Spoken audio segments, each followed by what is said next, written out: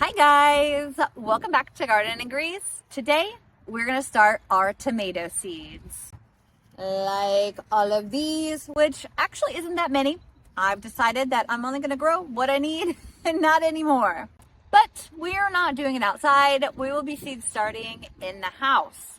We're in Pennsylvania, and zone doesn't really matter when it comes to seed starting our annual veg or annual flowers for that matter.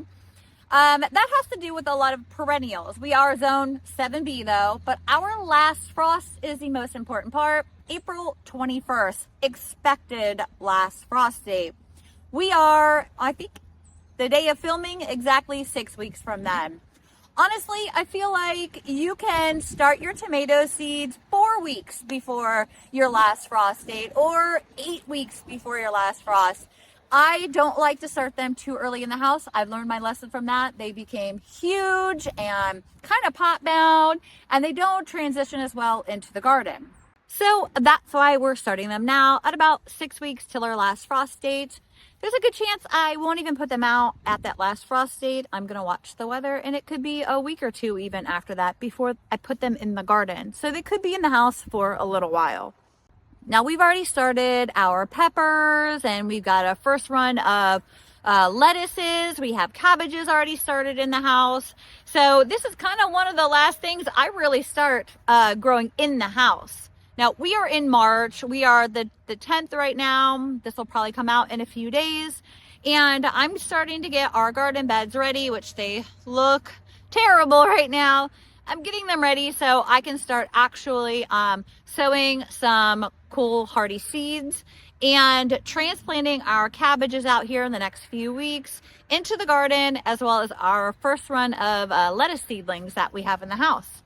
You can see my strawberries are starting to get their new fresh spring growth on them down inside there. So we're gonna have to start getting this cleared out, but I don't want to get in too big of a hurry. Okay, and once again, just like when I did my peppers, I have my heat mat ready to go. I got my lights on just so that as soon as they germinate, they are going to have access to light right away. I have all of this ready on my rack before I start putting my seeds in because I get sidetracked very quickly. These are some of the other stuff I have going on right now. Everything's looking pretty good so far. These guys need to go out. Those are red romaine lettuce and spinach. Okay, so let me show you the seeds that I'm gonna start. Now, I have chosen my tomato varieties based off of what we need. Like, I think about what I'm gonna be preserving, what we cook with during the summer, or just like eat fresh, and what I preserve. So we make a lot of tomato sauce, salsa, and I want just straight up canned tomatoes, and I'm probably going to do some paste this year. So of course I always do the Amish paste. That's what I've been doing for years. It works. It does pretty good. They're huge tomatoes. Like, for a paste tomato, they're like the biggest paste tomato I've ever grown. They're pretty amazing. The Sheboygan, we grew these last year. They were really good. They're good for paste tomato and fresh eating. They're fine. And I'm also doing the San Marzano. I got these on eBay. So that'll hit my paste tomato quota that I need for the year. And then my husband likes for me to grow, honey, why can't you just grow regular tomatoes? Like red tomatoes we can slice up and put on burgers and stuff. So this year I'm gonna do this red crimson giant. So I've never grown this one, but it looks delicious and sounds delicious. It has enough meat on it that I could use them in some of our preserving recipes, not as well as a paste tomato, but I think it'll be good enough that we can use it for like canned tomatoes and stuff. We'll see. I'll see how it goes. If any of you guys have a really good tomato that you like for canned tomatoes, not a paste tomato, but a different type of tomato, please let me know in the comments. I I rarely ever can like tomatoes, whole tomatoes. I always ended up canning them like pastes and stuff. So, I mean, like sauce. So if you have any really great ideas that do really well for you, we're in a northern climate. We're in Pennsylvania. So keep that in mind. We do have blight issues and stuff like that around here. So maybe even something a little bit more blight tolerant. That would be really cool. And then I'm going to do this Mountain Princess tomato. It says that the fruit size is 4 to 6 ounces. So they're not gigantic. Like this giant crimson is an 8 to 16 ounce tomato. And these are a little smaller, but they're a determinate compact plant. It says on average, the fruit weighs about 4 ounces. It ripens in a deep red. So we've never done these. We've done the Tom Thumbs. Those were good. They're a little bit bigger than a cherry tomato last year, and we got those really early. That was what was really cool about those. So I'm excited to see what happens here. Mountain Princess tomato. Now, we have to grow cherry tomatoes. We love cherry tomatoes. We love just popping them off. We're out in the garden, running around, checking on the chickens, whatever. Everybody loves to just go back and eat the cherry tomatoes. And we like to freeze them and pop them in meals all winter long. I like dehydrating them is really good. So we have found, instead of doing a variety of tomatoes this year, which I usually do, and I may regret that, I don't know, we'll see. I am just going to do the Sun Gold. The Sun Gold was literally everybody's favorite tomato, cherry tomato.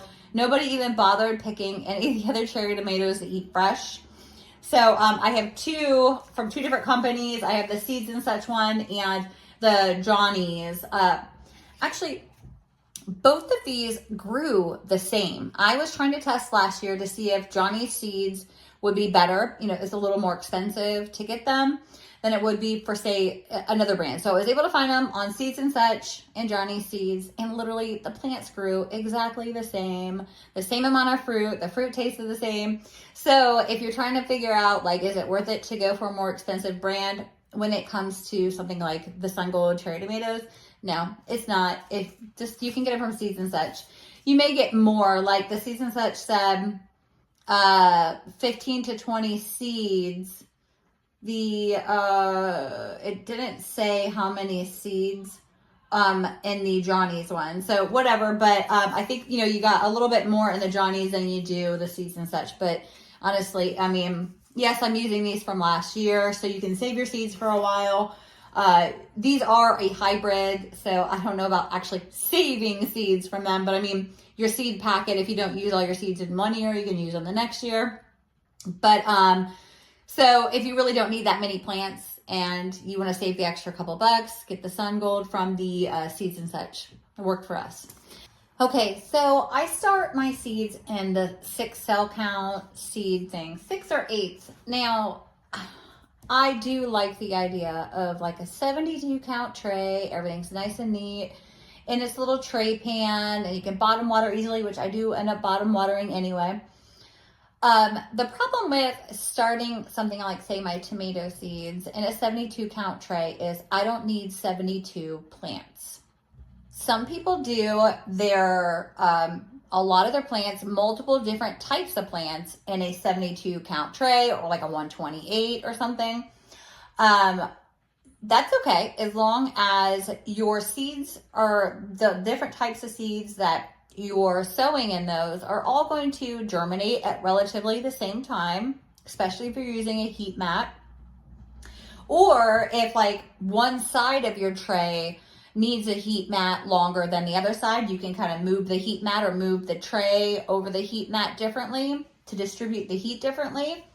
Because as soon as something germinates, I turn the heat mat off or take it out from underneath of it so that it doesn't make the plants, they'll get leggy, they'll stretch out to try to get away from that heat. They don't want it on all the time after they germinate. Or some of your plants, if you have multiple varieties of plants growing in a tray like that, some of them will grow faster than others. So your lights, you're not going to be able to adjust your lights accordingly very well for something like that. I have 3 racks for 3, you know, lighting setups, and I can change the length of time the lights are on for certain ones. And if I have plants that are growing faster or they are taller, I'll put them on one rack and adjust my lights up higher. I bought a whole bunch of chain like this at like a Home Depot or a Lowe's. And then I cut it to the length I needed it at and opened up the loops to create a hook. And I can change the height of my lights and then hang it right on the racks above it so that I can move my lights up and down. So each rack can have their lights at a different height. And as these get bigger, I can move my lights up higher. So I already put soil in my containers, and you can see it's maybe a half an inch or so from the top. And I've labeled. I use painter's tape because I can peel it off afterwards and reuse the containers. I wash them really good. You know, if I'm going to reuse, I wash them really good before I use them again. And I put the date on them, and then which cells, like how many times 4. So these 4 are Amish paste. These 2 are Sheboygans. I don't have enough room in the garden to grow 72 tomato plants or even 40 tomato plants. But I do grow a couple extra. That way if family members want them, they can have them. I'm going to put 2 seeds in each cell. And if both of them develop, instead of thinning by cutting, I will actually separate and put them in their own containers, and I'll just up pot at that point. Once these get going, they'll start to go pretty fast. So from these little cells, when I do separate them and up pot them, I'm going to put them in, like, I use solo cups a lot, or like yogurt containers, or something at least that big. Because they get roots really fast and they grow really fast. That's why I wait until 4 to 6 weeks before my last frost before I even start them, because they grow really fast, and you don't really want huge tomato plants actually going into the garden because they'll have transplant issues. It's better to put a smaller plant, not a tiny seedling, but a smaller plant into the garden versus a very large and established plant. So I've got my soil in these. I have them labeled out, and let's say my Amish paste. What I do, and just like I did with my my pepper plants and a lot of my other seeds, is I'm gonna put these seeds in here, and then I'm gonna put vermiculite on top of them. So I'm gonna put my seeds in, I'm gonna water them gently, and then I'm gonna put the vermiculite on top. So I'm putting 2 seeds in each one, put them on a heat pad, which I'm gonna have it set at about 70 in here. This room is sitting at about 65 degrees, which isn't bad. This time of year, that's pretty good. So it doesn't need a whole lot of heat then to get it going. And honestly, if you don't have a heat mat, don't worry about it. They'll be fine. It might just take a little bit longer to get them up and growing or germinated. So that's my Amish paste. And I'm going to go through and do all these exactly that same way. And then we'll come back. Okay, so I have the vermiculite on top. I water them, put the vermiculite on, and then I put them in this Ziploc bag with the probe for the thermostat for the heater down inside of that one. And I have this open a little bit. I find that once the heat really starts to go, we get a lot of condensation in here. I end up cracking this open even more, or sometimes all the way. I'm just checking on it regularly. I don't want it to be sopping wet in there, but I want the soil to stay moist. That is the reason for the bag or a dome. All right, guys, if you haven't subscribed already, please consider doing so. It helps our little channel out big time. It's free to you and priceless to us. Thank you for watching another episode of Garden in Grease. Next week, I know I said it last time, but I think next time my video is going to be about prepping the garden for my cabbages, my lettuces, and my onions. All right, guys, have a good one.